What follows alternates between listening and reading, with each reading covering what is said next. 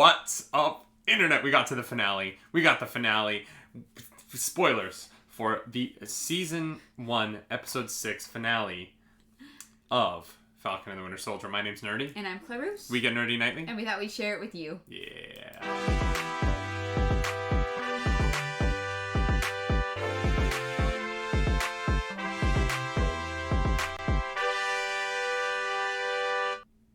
That is right. I am excited. We had a good morning. Yeah. That was the finale we needed. I was thinking, should we have a superhero show and call it the Nerdy and the Clarus? The Nerdy and the Clarus. Yes. Would that work? I think it would. Yeah, I guess like Clarus kind of sounds like Clarooster, so you're like the Robin to my Batman. Wow. All right. You put me first. You could have said the Clarus and the Nerdy. Well, you know... But you acknowledge that I am the Batman and you are the Robin. No, I'm definitely Barbara Gordon. I'm not mad at that. But then I want to be... Then I'm Dick Grayson Batman. We're talking about the wrong universe. Anyways. We're here to talk about Falcon and the Winter Soldier. This was a whole episode of television. It was an entire episode of television. It was. We watched all of it. Correct. And a post-credit sequence. Yeah. And, that's it. Thanks for watching. It was an episode of television. Oh my gosh. So we start off this episode, basically where we left off the last one. Like, it's time. And, you know, it's interesting, right? Because we watched Invincible last night. And we did our spoiler shot last night because that came out early. And these episodes had a similar thing in them to me where it was like, all right, well, this one thing has to happen. And so barrels ahead, you know, the dam has burst and there's no time to stop for anything. Yeah. And I really appreciated that this finale managed to have that kind of momentum, have that kind of pace, keep up that kind of pace consistently throughout the whole episode. And yet at the same time, we still got character moments and really small character moments that felt like profound endings on the themes that the show has been playing on for the past month and a half. And I was really impressed by this. I felt like it ended the show really well. It managed to give endings to everything that I personally needed an ending for. Yeah. And it did that without feeling bloated or distracted, which was very impressive. Yeah, the one thing I want to commend Disney Marvel on is they had a specific story to tell that was concise and to the point, and it was about race. Yes. For all of you people who missed that. Oh, Grogu's not in this spot. No. Our child is not between us. There we go. That's better. That's unfortunate. Okay. Yeah, I just want to say that, you know, they set out to tell a specific story, and a lot of the times with TV shows, because they're aiming for that like renewal or next season, or they want to keep going to try to make money, so things can drag. They can feel like they're not going anywhere because they have to continually try to keep getting renewed. And what this was is they had a streaming service and they put out a thing, they told a story, and they did it very well. Yeah, it's interesting, right? So far in these Marvel shows, WandaVision and this, I don't feel like there's an episode that I would necessarily call a filler episode. No. There's definitely episodes that I would say are like setup episodes, and there, you know, especially in WandaVision, there were times in the spoiler chats where I was like, this episode was getting the pieces in place for the next episode. Yeah. Right? And but there was never a filler episode where like things just happened because we needed to put out 40 minutes of content this week, and it's not sweeps yet, right? Yeah. It has really felt so intentional, and I love the intention, right? I love how dedicated the story is to its plot and its characters, and pushing things forward in a way that really is telling a story within itself, but also fitting this story into the Marvel Universe as a whole. I feel like this show has done a really good job of, and even a better job than WandaVision, or I think Spider-Man Far From Home did.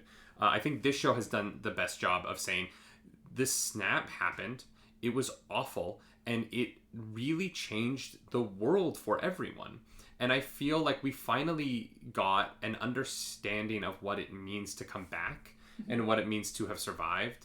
and how the world is moving forward post what Thanos did. And in a way, it's interesting, right? Because like even though Thanos failed in his mission, he changed everything forever, right? Mm-hmm. It's not like the end of Wonder Woman 84 where it kind of feels like Diana like undoes everything and things just go back to hunky dory, right? Yeah. This is very much a changed world, and changed in a way that is interesting and it shows a lot of depth. And you know, we'll get into some specifics in the episode about you know, what that's going to look like moving forward, obviously. But I just think that as far as like well-intentioned, thought out, complex storytelling, this show managed to have that while also having the killer action. And one of those first moments in the episode that we have to get to first, because we got it, right? We got the moment where like Sam's in the suit. Yeah. And he bursts in and kicks butt. He throws the shield through the window and then follows it in. And I just, it looks so good on him. Mm-hmm. Anthony Mackie looks so good in that suit. Here's the thing. I don't know if anyone else could pull up a turtleneck that goes up to here. Like, nobody, I don't think anyone else would look good, but for some reason, he's able to make it work. Yeah. Someone on TikTok was talking about how all the Marvel costumes are vests. Because they always have a line here. Right. Because it's the arms go to like a mesh top. Yeah. And then there's a vest so that when you move your arms, the middle piece of the costume doesn't move. And now I can't watch any of these things without being like, oh yeah, that's a vest. Yeah. Wait, that's a vest. That's all wait. Yeah, well, and just from a design perspective, it's like the easiest way to do things, especially with the materials. Totally makes sense. But now that I've seen that TikTok, I'm like, I've been looking at vests. Yeah. But, yeah. Yeah. Those costumes that you love, they're vests. They're all vests. But Surprise. this was a really cool vest. The costume was great. I just like halfway through the episode, I just realized it was like a really tall turtleneck, and I couldn't unsee it. No, it's not a turtleneck, right? Because there's like the piece that like comes here, and then there's like a thing that comes underneath it. So it's a separate piece. It looks like a turtleneck. I don't care. It looks so cool. It looks cool. Exactly like the comics.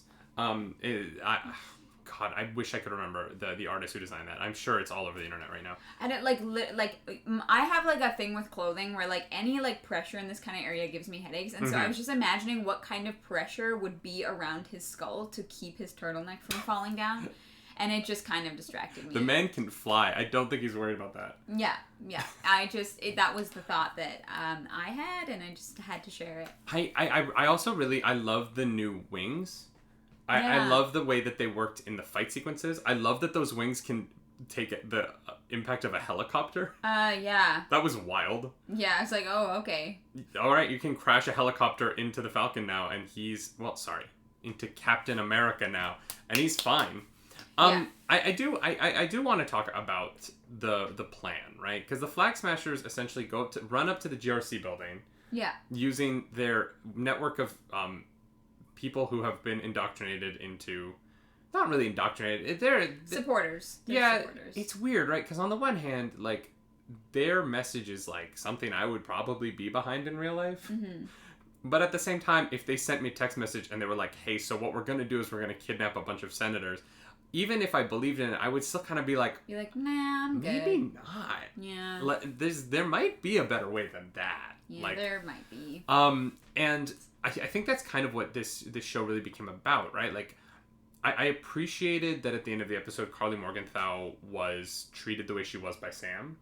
And like the way that he was like this, you know, he really, she impacted him physically a few times, but like morally and emotionally impacted him.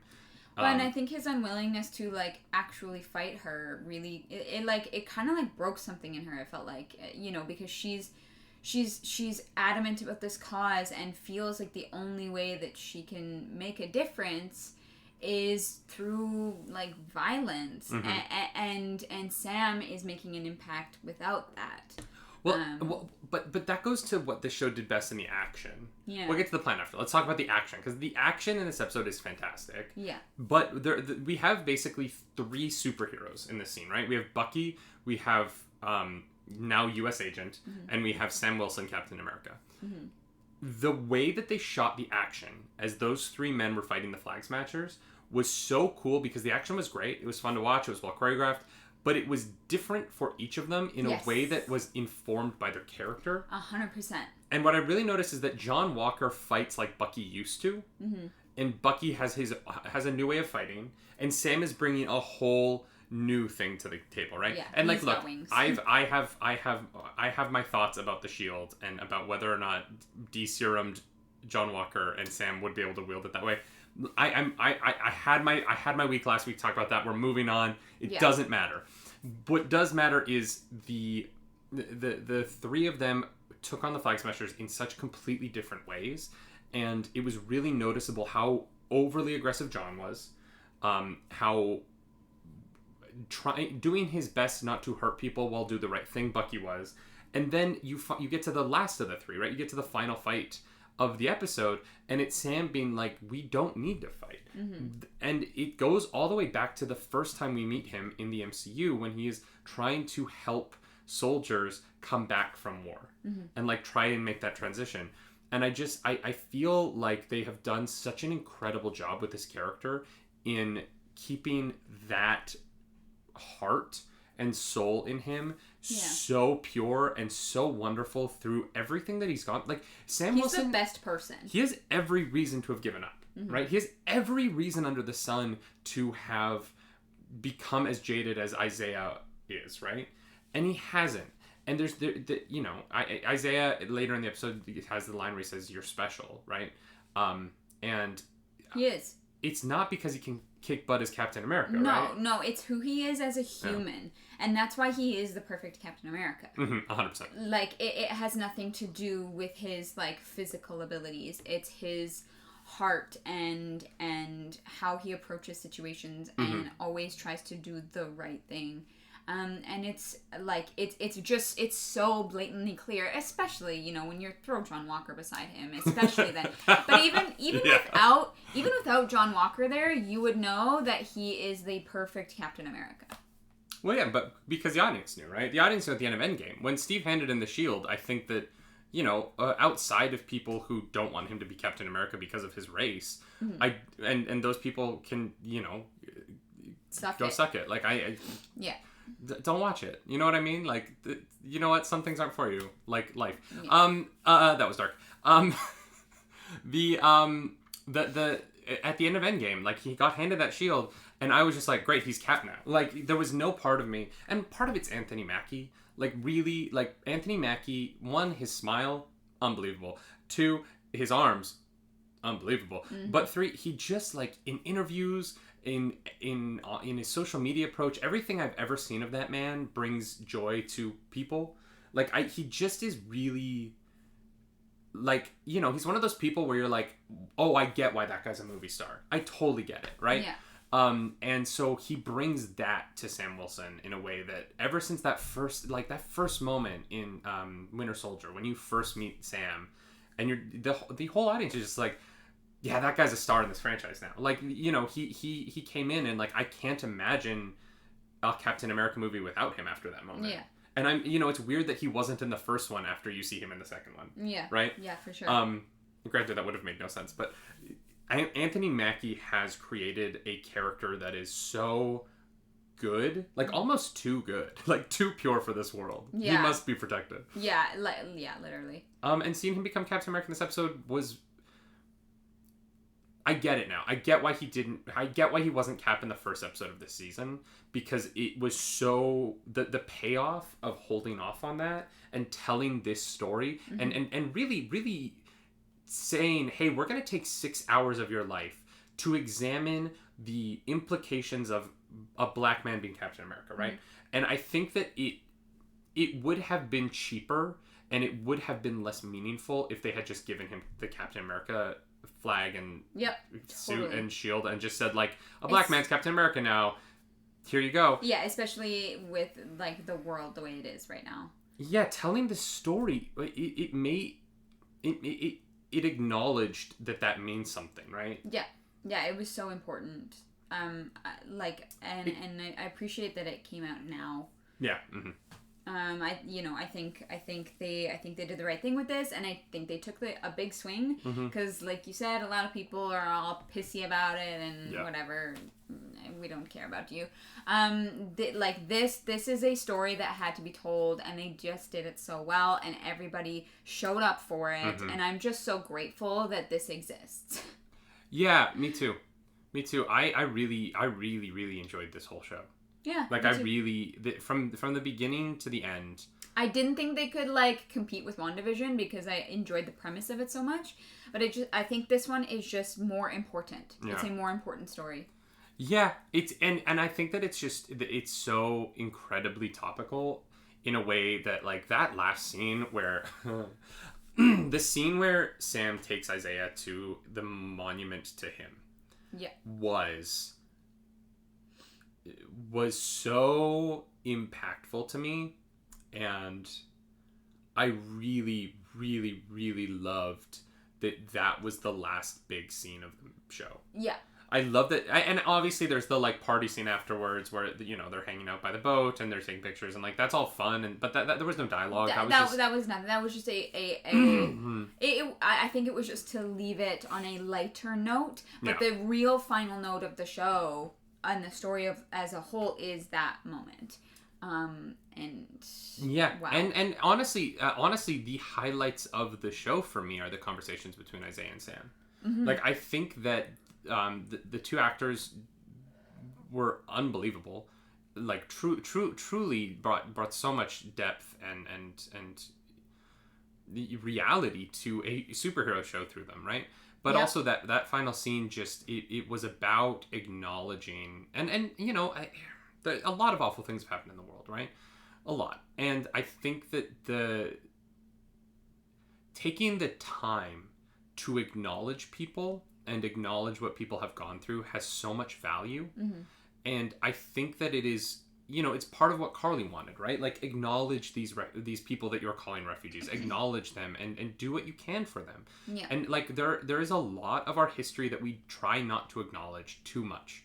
And I think that we are better off when we acknowledge it, even when it's hard, and learn the lessons from it and move forward and be better for each other, right? And I think that was a real unexpected underpinning of this show for me. And but it is the thing from this show that I will walk away from thinking about the most. Yeah. Yeah. Yep. I agree with you 100%. Okay, so let's get into a couple of the show things that happened. What was your favorite fight sequence in the episode? My favorite fight sequence? Yeah, we got a lot of cool fights in this one. Oh, well, I think my favorite moment was the shield going to the helicopter and him, like, pushing him up, like, just throwing him into the water. Like, that moment was really cool, but, oh, man, as, like, a fight sequence, I don't know. Seeing John Walker make the right choice was really important. Like, I just, like, that moment really stood out to me. I know that's not a fight sequence, but it was kind of in the middle of all of this craziness, and that is the moment that, like, stood out above all others.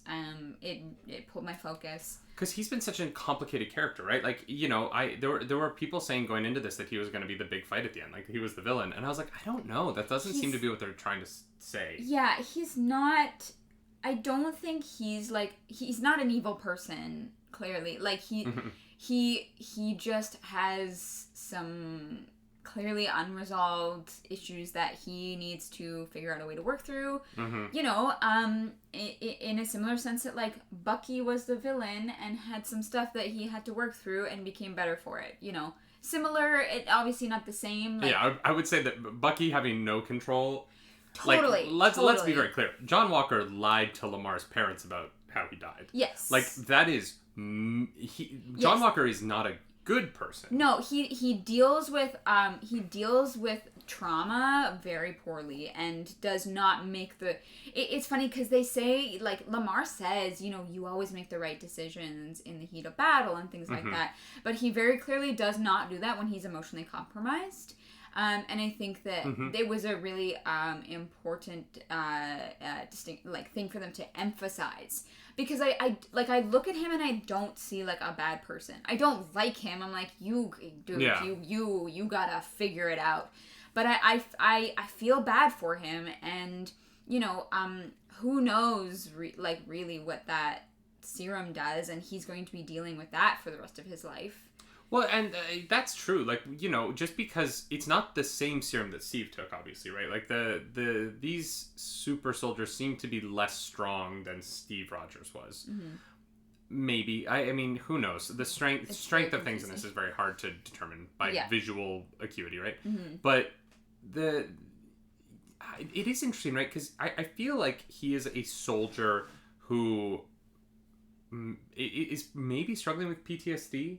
And probably. One of the things they talk about a lot in the MCU is that what the serum does is it brings out what's already in you, right? Yes, exactly. And so there's sometimes when he's twitching or ticking, or when he's like, in the show, it almost seems like the serum has given him, has amplified his PTSD, among other things. Yeah. And, I think that it's important.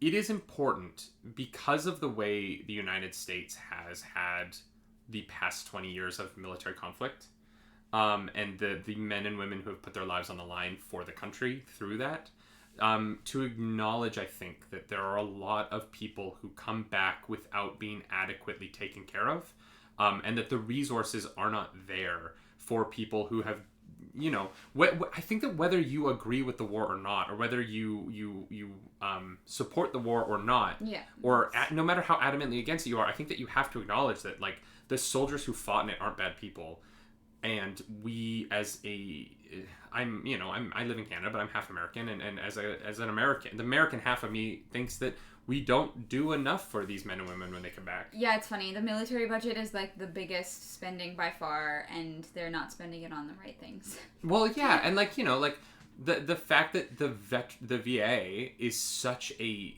bureaucratic mess, and that healthcare for veterans is so impossibly contrived. It is such a tangled web that shouldn't be. Like, we spend so much money on the military, and the fact that we don't take care of soldiers when they come back to the degree that we should. I'm not saying we don't at all. I don't. There are plenty of people doing a lot of really amazing things for vets, but there is so much more that we should be doing. And I think that part of the story of John Walker for me, and maybe part of my sympathy towards the character, is real world conversations I've had with former soldiers, and real world experiences I've had with former soldiers who talk about what it is like to come back and what is lacking in coming back, particularly around mental health services for veterans. And I think that we're not going to see John Walkers in real life, right? That's hopefully there will never be a super serum. I think that would be bad for everybody, but we are seeing men and women like John Walker struggling with that kind of coming back and not knowing how to be the kind of person who fits into society here. And we can do more. We absolutely should be doing more. And I don't want to get so... I feel like it is hard to talk about the show without being like... The show is so many layered and complex, and the characters are all so real that, it's there are so many things that we can talk to and relate to this show. And this is a big part of it. Like, that's... Like, this is not like a tangent. This is a real problem that Marvel is presenting for us and, creating discussion about. And I think that's the biggest takeaway from all of this. I know you wanted to talk about the plot. Well, actually, what I want to talk about is that there isn't really a plan. Like, I don't, like, the Flag Smashers are like kidnap hostages, change the world. Like, it felt their plan, and this goes back to Carly, right? Like, Carly seems to be becoming more and more unhinged throughout the show, and her followers realize it. Yeah, and I feel like I don't think that's the serum. I really think that is the serum could be amplifying it, but she's dealt with a lot, and I think she's on the run. Yeah, she's on the run. She's lost so many people. Like, she is also a very complex character, because, like you said, her, like, mission is something that if this were in real life happening today, like that we would sympathize with, you know. I understand it, and obviously the methods are not cool, but to say the very least. Yeah, like that's a big no. But yeah, their plan is kind of like, we're gonna kidnap these people and hold them ransom, and then if we can't do that, we'll just kill them to send a message. Yeah. Yeah, and so I understand it, right? Like I get that feeling of helplessness. It was interesting. Like I kind of, because I think that because of this show's felt sort of like a political thriller, and because of like the end of Civil War had this like, or sorry, the end of Winter Soldier, which was last real political thriller in the MCU, had this sort of like epic finale with all these moving parts. I came into this episode expecting a bunch of moving parts. I expected like the complicated plan and the double crosses. It kind of just felt desperate on the Flag Smashers part. And in the end, they were successful, which is what's weird about it, right? Because Carly throughout the episode keeps repeating this: if I die, that is okay. It doesn't matter, yeah. Because the movement is strong enough to continue, right? And what's really, you know, they show that final moment where not the final moment, but they show that moment where Sam has just given his big speech to the senators, which was really, really well written. That scene was very effective. But you see like the Flag Smashers dropping their face masks in the alley, and it's like, oh, like they found something to get behind in Sam now. Yeah. And like that, you know, that this whole show has been about Captain America coming forward, the new Captain America coming forward, and being a new ideal for the world, and not so much America, but like, you know, we can't call him Captain Planet, but I would watch that MCU show though. Oh god, that's got to be something already. Captain Planet. Okay. Wait, do you not know Captain Planet? God. Wait, we're talking about Falcon and the Winter Soldier. Wait, you have no idea what Captain Planet is? Really? Are you messing with me? No. Is it like an animated thing? Yeah. Okay. It's a cartoon from our childhood. Oh, I watched like SpongeBob and Fairly Odd Parents. So. We're not that far in age, but like you're talking about like the next generation of cartoons. Oh, I didn't. I mean, like, I don't know. I watched Blue's Clues. I'm sorry, we're trying to do a Falcon and the Winter Soldier spoiler chat, but I just found out my wife doesn't know what Captain Planet is. Anyways, yeah, Flag Smashers, kind of desperate move there. Didn't really have a solid plan, and you know, of course, they were thwarted. So that's what happens. Yeah. Also, I appreciate. I felt it weird. Sharon Carter straight up murders that one in the car. And she tells Sam that she killed him with mercury gas, and Sam is Sam's like, oh, okay. I asked you what your favorite fight was. My favorite fight in this episode is the fight between Batroc and Falcon in the like Senate voting chambers. Yeah. Not particularly because of the fight, but because every time they cut to Sam and Bucky, or to Bucky and Sharon, Sam is talking to them.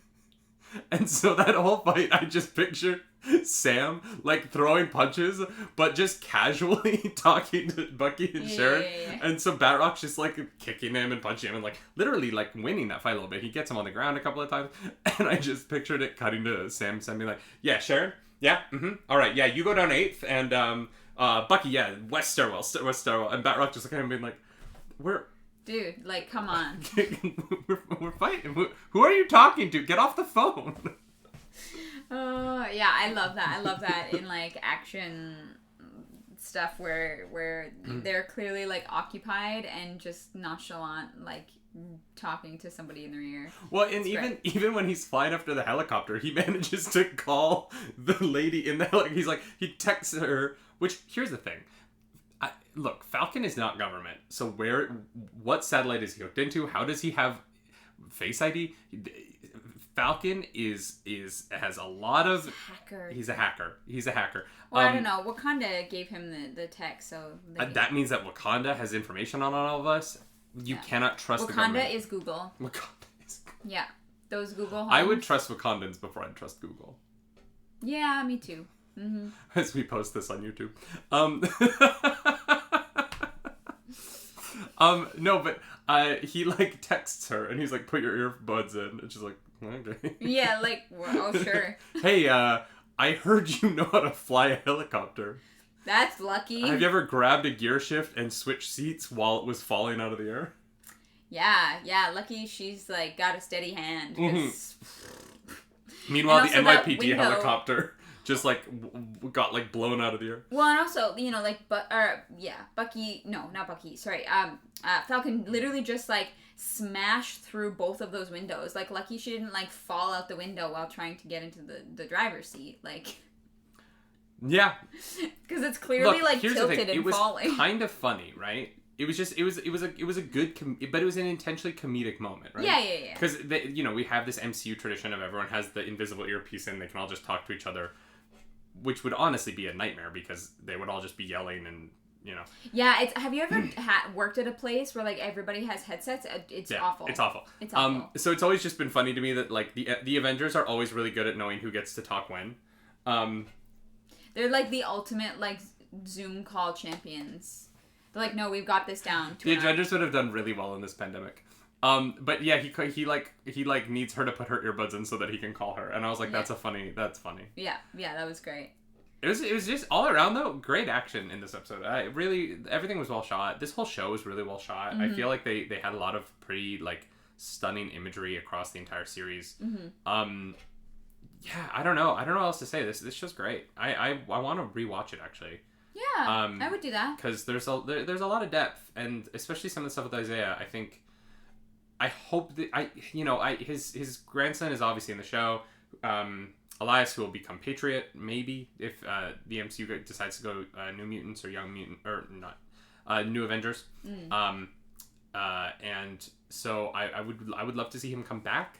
I think that actor has brought a really, really profound character to the MCU that is an important story to tell. Mm-hmm. And he has like he has weight in his scenes. You know what I mean? Like he brings a just a different energy to what the MCU is, and it was refreshing. I found it very it was nice to think a little bit watching the show. Yes, I agree. And not in the way that WandaVision made you think like, wow, this is trippy. This was more like, oh, like, yeah, Yeah, I really commend Disney for this one. Yeah, I enjoyed this. Is there anything else? Did we miss anything? Oh God, yeah, we missed a bunch of things. Sharon Carter's a power broker. I called it. Yeah, I mean, that didn't surprise me in any way. Like, you were like, what's the post-credit scene going to be? And I was like, it's going to be her, like, 100%. Yeah, because we got the other post-credit scene pre-credits, right? Where Captain Walker becomes U.S. agent. Yeah, he gets his suit, and like that's like fun. It's a little bit. I mean, I'm nervous for it. Oh yeah, because Contessa is not a good person. No, and you know, like John Walker really had that like redeeming moment, and I think there's going to be a really interesting story there of him and that internal struggle and outward struggle with you know, this person has shown him like. Has offered him like a hand and everything he wants. Exactly, yeah. And that's going to be really hard to deny later on. So we'll see kind of which side he falls on, or if he's just a very gray. Yeah, the U.S. agent storylines have a lot of them have dealt with him not necessarily being in control of everything, or working for people that he doesn't know are not good. Yeah, and him, you know, one of U.S. agent's failings, honestly, is that he just puts too much faith in other people. Mm-hmm. And I'm curious to see how that's going to play out with Contessa. I'm curious to see if she's Hydra, or I really think she might be Leviathan. I think that'll be fun. I think it would be interesting for them to bring in Leviathan.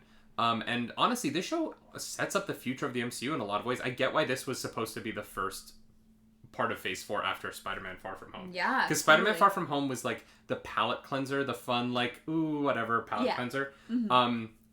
And then I guess we're supposed to get Black Widow, but... yeah, but that's kind of, you know, more of a backstory, like extra fun. This is the path forward, and I like that path, and I like that suit, and I like Sam Wilson in it. Yeah, I like John Walker's suit. I like the U.S. agent suit. Oh, the black inside. It looks really cool. He's a character that brings some complexity to the hero side. Like, the hero side of Marvel has really, like, the most complexity has been, like, which side of Civil War were you on? Right? But all the heroes have kind of really been heroes. And it is going to be... I think that this next phase is going to have heroes that are maybe not as heroic. And how the world is going to deal with that post-blip. And maybe heroes that are a little bit less heroic might be what the world needs post-blip. Yeah, we'll have to see. Maybe. I don't know. I think they're going to tell stories that deal with... I think that the MCU is going to get a little bit more real world in its... What kinds of heroes do we need? Yeah. And I think that they should have done a good job of that. I think that, you know, we need Sam Wilson. You know what I mean? Like, we need that Captain America right now.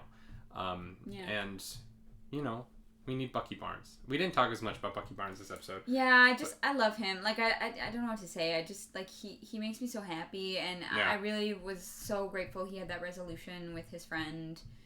It was hard to watch, but, like, oh, God, my heart. I just, like, I would love for the next thing that Bucky is in to be, like, you know how Stanley Tucci is doing that Finding Italy thing on CNN right now where he's just, like, eating really good Italian foods every week? Yeah. I want, like, Bucky Barnes to, like, go on, like, I want them to put out, a traveling road show like that, but, like, it's, like, Bucky Barnes tasting the many delicacies of Wakanda, and it's just, like, him and Ao just hanging out, eating, like, the best Wakandan foods. He needs it, honestly. He needs a vacation. That boy needs a vacation. Yeah, get that boy a beach. He's very pale. He might burn. Get that boy a nice resort. Lotion. Get that boy a cabana. Jesus Christ. Bucky needs a houseboat. Start a GoFundMe for Bucky to get a houseboat. Except you know that they would introduce that scene with Sam and his sister in their boat, and Bucky would pull up next to them in the much larger houseboat. Like, hey, what's up? You mind if I park here? No. That would be very funny. Disney, you can contact me. I'll be selling the rights to that idea. I really thought we were gonna see more from Bucky and Sam's sister. I thought that was gonna. I thought because he was like, "Don't hit on her," and I was like, "They're gonna do the thing." I'm kind of glad they didn't do the thing. They didn't need to. You know, if they end up doing that thing in future things, I'll be like, okay. But it wasn't doing that thing in future things. No, okay, whatever. But they didn't need it now. You know, it was kind of good what they did. I think. I'm happy with it. So. So here's my one last question. In the end, Power Broker, Sharon Carter is back in her government job. She got rehired real fast. Yeah, like no screening. You'd think they would like do a security check to make sure that in the past year she hasn't been doing criminal activity. But here's the one thought that I had. And I don't think you would have had this thought because you have not read this comic book. Okay. And I only am having this thought because how much Secret Invasion stuff I've been hearing about lately with Emilia Clarke maybe joining that show, Olivia Colman maybe joining that show. Do you think Sharon Carter is Sharon Carter? Or do you think she's a Skrull? Yes. Did Sharon Carter really go from Steve Rogers' side good to fully bad? Well, or is she a Skrull? Interesting. Yeah, no, I would never have thought of that. It's tough for me because I can see why she would be justified in like saying like F it to everybody. Oh, 100%. Like, you know, because she got screwed so bad and she got put in a position where she had to literally do whatever she could to just survive and then eventually to thrive, whatever. But I don't know, that's a tough one for me. Like, I want to say, oh, yeah, totally, it's not her, and she's great, and whatever. But I also, like, would kind of understand if she was pretty bitter. The only thing is that, like, for a Secret Invasion to work, they're going to have to be able to reveal a couple of people have been Skrulls for a while, because that's a big part of the comic, right? Yeah. And, like, the fun reveals that you can't do are, like, you can't do Captain America, he's dead. Well, you could do Sam. No, you can't do Sam, right? No. Sam hasn't been Captain America long enough. It would be cheap. You can't really do... You can't do Black Widow, right? You could maybe do Nick Fury, except for the fact that he's already a Skrull on Earth but he's a good Skrull, right? So, like, that one would be weird, because then it's like there are 2 Skrull Nick Furies running around. So, like, your options as to who can be the, like, first big reveal of that are really tough. Yeah. And I think that Sharon Carter would actually be a pretty good one. Yeah. Except for the fact that now I think that, like, because I said it online, everyone's going to be saying it online. I think I just changed. Yeah, everybody watches our videos. We're very popular. Hey, we're in the YouTube Partner Program now, so we are influencers. Wow. Okay. Oh, I hate that word.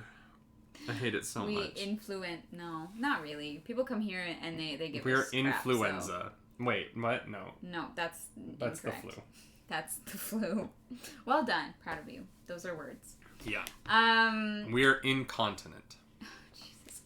I like your idea. I think hush. I think it makes sense, because yeah, you're right. If Secret Invasion is the next big thing, they have to do some serious setup. So yeah, there's gonna have to be some little chess pieces put into place. Yeah. It's smart. Yeah. Yeah, I think that's everything. We probably missed something in the episode, but it was just good. Yeah. Anthony Mackie's a very attractive man, and so is Sebastian Stan. Yeah. They're two. Every time they talk to each other on screen, I'm like, yes. Just once, just for me. Just for me, please. Just for me. I bet you they'll do it in an interview sometime, just because people are going to. I don't know. They are so mean to each other in interviews. It's amazing. Yeah, but that's how you know. So mean to each other. They're like schoolboys. They're like. If you like this video, like and subscribe to the channel. Hit the notification bell if you want to make sure you don't miss any other videos. This will be the last spoiler chat for Falcon the Winter Soldier, but we have more spoiler chats coming your way because Invincible's finale is already up. Mortal Kombat spoiler chat. Or no, Invincible's episode 7 went up last night. Yeah. Mortal Kombat, the spoiler chat, will go up later today.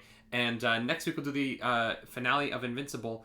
And the week after that, Bad Batch. Bad Batch. And then I'm sure we'll be doing chats for Loki as well. So yeah, when Loki comes out in a few weeks. Yeah. So make sure you subscribe, because you're not going to want to miss it.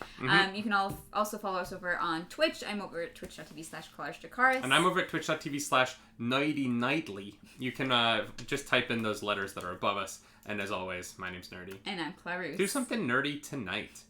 Bye. Bye.